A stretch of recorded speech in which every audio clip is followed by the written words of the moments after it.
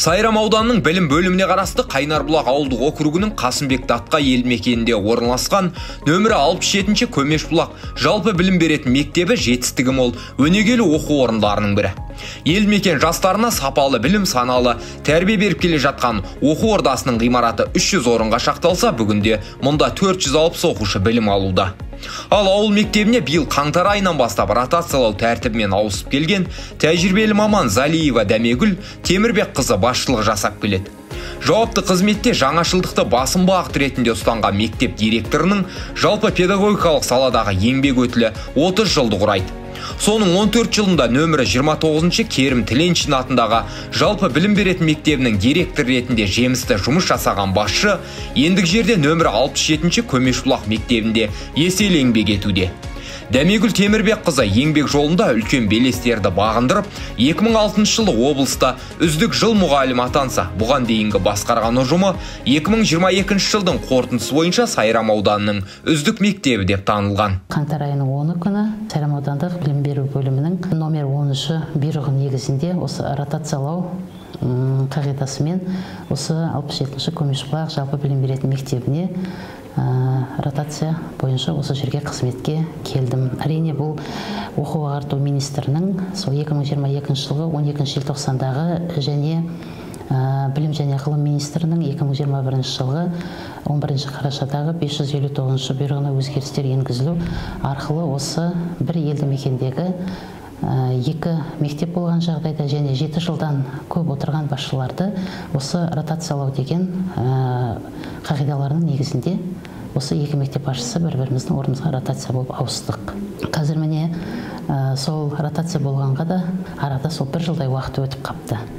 Енді бұл мектепке келгелі ол сол қара шаңырақ үлкен, яғни 29-ші Керім Тіленшин атындағы жалпы орта мектебі үлкен мектеп еді. Ол біздің округтегі ең үлкен қара шаңырақ мектеп еді. Сол мектептегі жинаған тәжірибем, сол мектептегі алған білімдерім, сол әріптестеріммен бірге барлық жеткен жетістіктерімізді осы 67-ші Көмешбұлақ жалпы білім беретін мектепте әрі қарай жалғасын тауып жатыр деп айта аламын. Өйткені былтырғы оқу жылы, яғни қаңтар айынан келгеннен кейін ешқандай үздіксіз әрі қарай осы көрген түйгенімді, білгенімді осы ұжыммен әрі қарай сол жұмысымды жалғастырып кеттім. Келгеннен кейін бірдестен үлкен ата-аналар жиналысын өткізіп, бірінші танысу кезеңі болды. Ата-аналармен осы жаңағы қызметке келгені, яғни елге қызмет, осы жердегі жас ұрпақтың, осы біздің тәуелсіз еліміздің білімді, білікті, сондай тәрбиелі ұрпағы болып өсуіне өзімнің қолымнан келгенше қызмет ететінімді айту мақсатында бірінші өзімнің жоспарларымен таныстырып өттім. Өте жылы жүзбен қарсы алды мені ата-аналар да, осы ұжым да, оқушылар да барлығы. Бәріміз бұрыннан жұмыс жасап келе жатқандай бірлесіп, бір жағадан бас, бір жеңнен қол шығарып, осы ұжыммен бірге талай осы 1 жылдың ішінде көптеген жұмыстарды атқардық. Жеткен жетістіктерімізді де ауыз толтырылып айтарлықтай облыс көлемінде, республика көлемінде жеткен жетістіктеріміз бар. Оның бір айғағы деп айта аламын. Осы 22-23 оқу жылының барысында бізде ауыл балаларына арналған Айқанат олимпиадасы болып өтті 8 сыныптар аралығында. Сол 8 сыныптардың ішінде Айқанаттан біздің оқушыларымыз қатысып, бірінші, екінші кезеңдердің жүлдегер атанып, яғни 3-ші кезеңі республикалық кезеңге жолдама алып, 23 жылдың маусым айында Ақмола облысына қарасты Көкшетау қаласындағы осы Айқанаттың өзінің мектебіне барып, сол жерде өздерінің білімдерін сынап, республика бойынша өздері сияқты үздік оқушылармен бірге барып келгеннің өзі біз үшін үлкен жетістік. Одан бері қарай ғылыми жобалар байқауына қатысып, қазан айында өткен ғылыми жобалардан оқушымыз Исмаил Жания, яғни менің кіші отаным атты ғылыми жобадан облыс көлемінде 3-ші орынға еге болып келді. Еламан Нұргүл оқушымыз 2-ші орын алып келді. Және де мұғалімдеріміздің жеткен жетістіктері бар. Осындай көптеген жетістіктеріміз бар.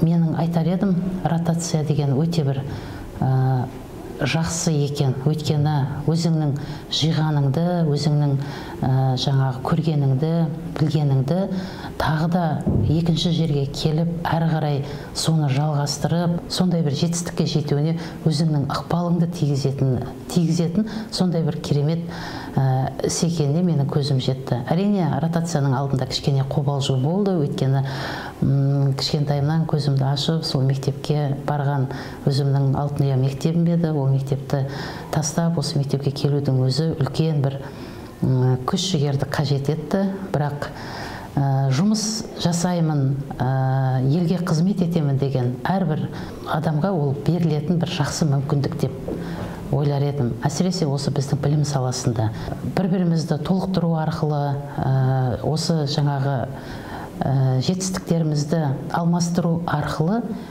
бір биік шыңдарға балаларды жеткізетін бірден бір жаңа орда ғой, білім ордасы. Өйткені барлық адам біліммен қаруланады.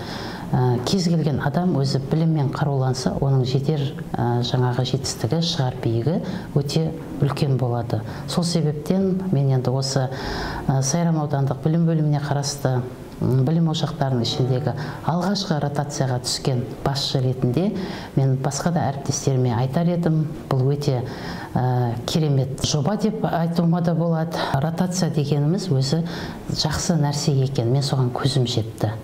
Өйткені сенің әрі қарай дамуыңа, әрі қарай жетістікке жетуіңе бір өзіндік бағыт бағдар беретін сондай бір бағыт деп айтсам қателеспейтін шығармын. Нөмірі 67-ші Көмешбұлақ жалпы білім беретін мектебінде оқушыларды ұлттық құндылыққа тәрбиелеу бағытында мектеп директорының бастамасымен маңызды да мәні зор бастамалар жүзеге асырылған.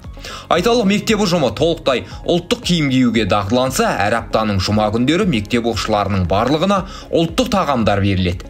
Яғни бауырсақ, сүт, айран өнімдері мен тары талқан ұсынылып, әрбір оқушы ұлттық тағамдармен тамақтанады. Ал мұндай маңызды бастама мектеп директорының ұйымдастыруымен демеушілер есебінен іске асырылып келеді. Осы жаққа келгеннен кейін өзімнің жұмыс жоспарымды жоспарладым ғой енді, өйткені барлығын ақпараттан бастауым керек, барлығын жаңадан бастауым керек. Сол себептен біріншіден менің ойыма келгені, біз қаймағы бұзылмаған қазақы ауылда тұрамыз. Яғни ең бірінші маған келген ой ұлттық құндылықтарымызды дәріптеу, насихаттау, соны жүзеге асыру. Біздің осы ауыл балалары толыққанды өзіміздің ұлттық құндылықтарымызбен толыққанды жігерленіп, толыққанды сонымен жаңағыдай жетіліп өссе деген сондай бір менде ой болды. Енді сол ойыма өзі тура келгенде, осы 2023 жылдың тамыз айының соңында бізде Түркістан қаласында осы жаңа оқу жылының алдында педагогикалық тамыз конференциясы өтеді жылда. Сол конференцияға, яғни қатысуға маған мүмкіндік болды. Сол жерде бізде оқу ағарту министрлігінің жанынан осы кісілер келіп, биылғы оқу жылының жалпы өзінің жұмыс жоспары құндылыққа негізделген білім беру мен тәрбие деп солай алынды. Сол кезде менің бір өзімнің қуанғаным, тура менің өзімнің ойымдағы бір жобаның іске асатынына қуандым. Келіп, сол әріптестерімді жинап, осы құндылықтарға негізделген білім беру мен тәрбие аясында біз қандай жобаны қолға алсақ деп әріптестермен бірге отырып ақылдаса келе, біз осы ұмытылып бара жатқан өзіміздің салт дәстүрлерімізді қайта жаңғырту, оны жаңағы білім саласына, тәрбиеге, спортқа, барлық түрлі саланың барлығына қосып, балаларымыздың бойына дәріптесек деген мақсат болды. Және де осы қазіргі таңда бүткіл әлем деп айтсақ болады, мынау энергетикалық сусындардың әсіресе осы жасөспірімдердің арасында өте қатты белең алып кеткені, біздің кішкентай ғана балаларымыздың өзі соған тәуелді болып қалғаны менің өз қатты жанымды қынжылтатын. Содан қалай арылтуға болады? Мынау дұрыс тамақтану дегеніміз не? Яғни қалай дұрыс тамақтануға болады балалар деген де бір ой қозғап жүрген, және осы ұлттық құндылықтар мен осы жобаның екеуінің бір әдемі үйлесім тауып кеткені мені өзі қуантады. Сонымен біз ата-аналар жиналысын өткізіп, ата-аналарды шақырып, яғни бала бәріміздің болашағымыз, бәріміз содан үміт күтіп отырмыз. Енді біз білім береміз, тәрбие береміз, бірақ баланың денсаулығына бірінші кезекте өздеріңіз жаңағы жауаптысыздар деп ата-аналарға. Бала қандай жағдайда толыққанды бала болып, толыққанды болып өседі.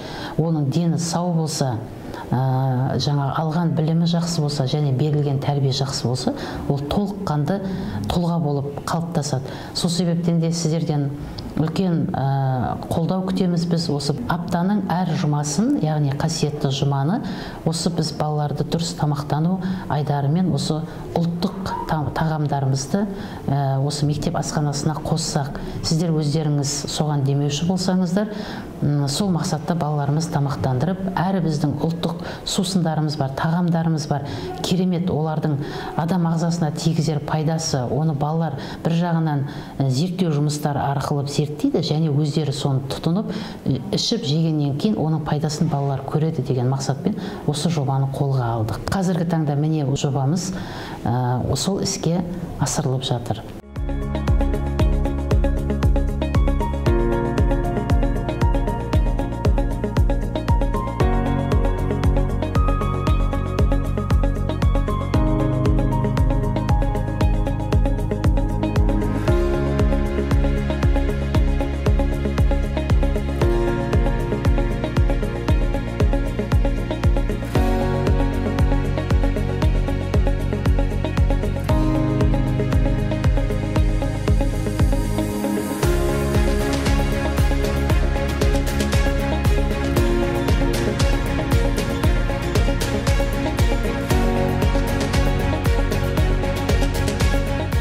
Сапалы білім жетістікке жетудің жол екендігін ескерсек, білімі терең, ойы озық ұрпақты тәрбиелейтін мұғалімдер қауымына зор жауапкершілік жүктелетіндігі анық. Ал ең бастысы мұндағы шәкірттердің өнер, спорт және білім бәсекелеріндегі жетістіктері де аз емес.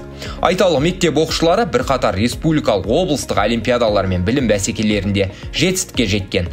Осылайша білікті ұстаздардан тәлім алған дарынды шәкірттер мектеп абыройын асқақтатып жүр.